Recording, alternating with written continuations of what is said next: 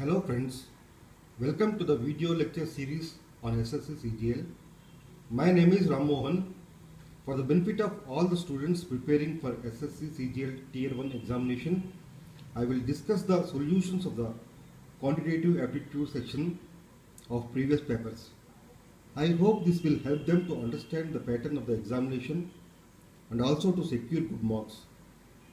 In the previous videos, I have discussed the morning and evening session papers of 19th October 2014 and also morning session paper of 26th October 2014. You may watch them by subscribing to our channel. In the next few videos, I will discuss the evening session paper of 26th October 2014. Okay friends, let us start our session. Question number 1. The area of the iron sheet required to prepare a cone of 24 centimeters high with base radius of 7 centimeters is, take pi is equal to 22 by 7. We know it is given the height of the cone h is equal to 24 centimeters and radius r is equal to 7 centimeters. And the slant height of the cone L is equal to square root of r square plus h square, which is equal to square root of 7 square plus 24 square, which is equal to 25 centimeters. Now we are asked to find out the total surface area of the cone. Total surface of the area of the cone is given by the formula pi rl plus pi r square, which is equal to pi r into L plus R, that is equal to 22 by 7 into 7 into 25 into 7, which is equal to 22 into 32, which is equal to 704 square centimeters. So our answer is option number 4. Next question. Find the least number which when divided by 12, 18, 36 and 45 leaves the remainder 8, 14, 32 and 41 respectively. If you see the problem, we will notice that the difference between the divisor and corresponding remainder, that means 12, 8, 18, 14, 36, 32, 45, 41. So the difference between the divisor and the corresponding remainder is equal to 4. Now the least divisible number of these numbers 12, 18, 36 and 45 is nothing but LCM of these numbers. Therefore LCM of 12, 18, 36 and 45 is equal to 180. Therefore the required number is equal to LCM of these numbers minus 4. That means 180 minus 4, which is equal to 176. So our answer is option number 2. Next question. An empty pool being filled with water at a constant rate takes 8 hours to fill 3/5 of its capacity. How much more time will it take to finish filling the pool? When 3/5 is filled, the balance or unfilled part of the pool is equal to 1 minus 3 by 5, which is equal to 2 by 5. So to fill 3/5 capacity, it takes 8 hours. Therefore, time taken to fill remaining 2/5 capacity is equal to 2 by 5 into 5 by 3 into 8, which is equal to 16 by 3, which is equal to 5 hours 20 minutes. So our answer is option number 3. Next question. P can do a piece of work in 9 days. Q is 50% more efficient than P. The number of days it takes for Q to do the same piece of work is, let us assume the efficiency of P be X and Q is 50% more efficient than P. Therefore the efficiency of Q is equal to X into 150 by 100, which is equal to 3x by 2. Therefore the ratios of efficiencies of P and Q is equal to X is to 3x by 2 which is equal to 1:3/2. The time taken is inversely proportional to the efficiencies. Therefore, ratio of time taken by P and Q is equal to 3/2:1. Therefore, number of days Q take to do the work is equal to 2/3 into 9, which is equal to 6 days. Therefore, our answer is option number 4. Next question. 16 men can complete a work in 15 days and 24 children can do the same work in 20 days.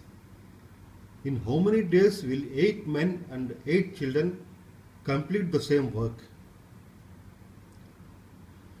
16 men working per day for 15 days is equal to 16 into 15. That means 16 into 15 is equal to 24 children per day for 20 days. That means 24 into 20. So 16 into 15 is equal to 24 into 20. That means 240 men is equal to 480 children.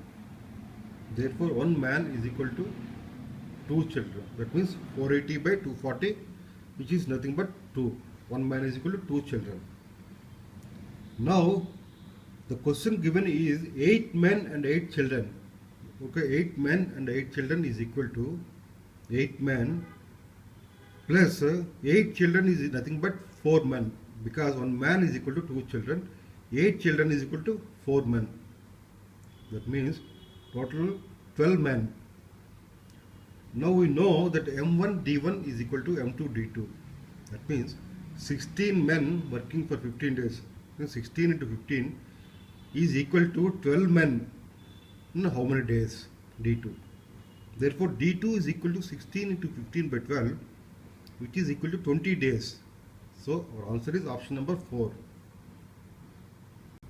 Next question. What is better investment? 4% stock at 120 rupees or 3% stock at 80 rupees? If you have to get an income of 1 rupee annually, investment in first case is equal to 120 by 4, which is equal to 30 rupees. Similarly, investment in second case is equal to 80 by 3, which is equal to rupees 26 2 by 3. When we compare both the cases, in the second case investment is lower. Therefore, second investment is better. So our answer is option number 2. Next question. 20% rise of price followed by a discount of 25% of the raised portion will be dash. Let us assume that the original price is equal to 100 rupees. With the 20% rise, the new price is equal to 100 into 120 by 100, which is equal to 120 rupees. Now there is a discount of 25% on the raised portion. That means the raised portion is 20 rupees. From 100 to 120 rupees. That means 20 rupees is the raised portion. And discount of 25% on the raised portion is equal to 20 into 100 minus 25 by 100, which is 75 by 100, which is equal to 15 rupees. Therefore, after discount, the new price is equal to 100 plus 15, which is equal to 115 rupees. Therefore, increase in the price is equal to 115 minus 100 by 100 into 100, which is equal to 15%. So, our answer is option number 4. Next question. The sum of the ages of two brothers having a difference of 8 years between them will double after 10 years. What is the ratio of the ages of younger brother to the elder brother? Let us assume the age of younger brother is x years and elder brother is x plus 8 years. Their sum of present ages is equal to x plus 8 years, which is equal to 2x plus 8 years. After 10 years, the age of younger brother will become x plus 8 years and elder brother will become x plus 8 plus 10 years. Therefore, after 10 years, the sum of ages will be x plus 10 plus x plus 8 plus 10, which is equal to 2x plus 28.